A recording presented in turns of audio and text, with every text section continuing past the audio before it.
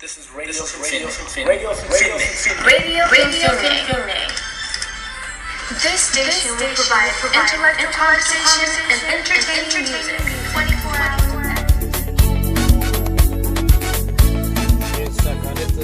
Eessa jirra?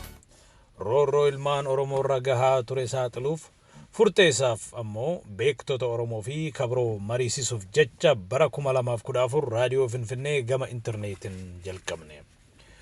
Beektota lubbuun jiran irraa barumsa guddaa qorachaa turre. Seenaa hangafoota Oromoo kan qabsoo Oromoo keessatti wareegaman irraa barannee Oromoo dhageechisiisaa turre. Fakkeenyaaf seenaa Jeneraal Taaddasee Birruu, Kabaaroo Tumsaa, Kaabboomaa Mitikkuu fi kan kana fakkaatan qorachuun akka dhaloonni irraa baratu goonee jirra. Yeroo maaster pilaanii uummata Oromoo lafarraa buqqisaa turanis seenaa Finfinnee tarreessuun warra koloneelfataa saaxilaa turre.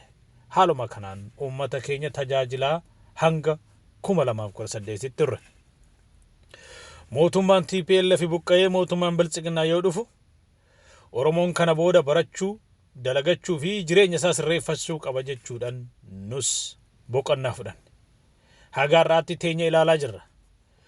Jijjiiramni waadaa galamee daandirraa maquusaa teenyee hubanne. Haacaaluun ajjeeffamee Jawaar hidhame. Paartiin Oromoo hundi filannoo keessaa akka haqamu ta'e.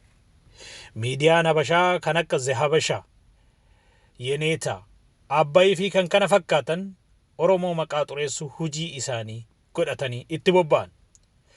Callisanii ilaaluun hamileen keenya waan nuuf hin eeyyamneef hanga dandeenye dhugaa Oromoo duuka dhaabbachuuf, hayyoota mariisisuuf, oduu dhugaa Oromoo dhageessisuuf, akkasumas warra maqaa xureessii Oromoo irratti oofaa jiran fuuldura dhaabbachuuf kutannee kaanee jirra. Kanaafuu gama raadiyoo Finfinneen YouTube irratti nu hordofaa. Dhimma uummata Oromoo ilaallatu finfinnebroadcasting@gmail.com nuuf barreessa. Beektota keenya akka dubbinnuufis kontaaktii isaanii nuuf barreessa. Galata guddaa qabdu. Dhugaa waliin malee soba waliin hin dhaabbannu. Raadiyoo Finfinnee April 2021. Radio Finfinne.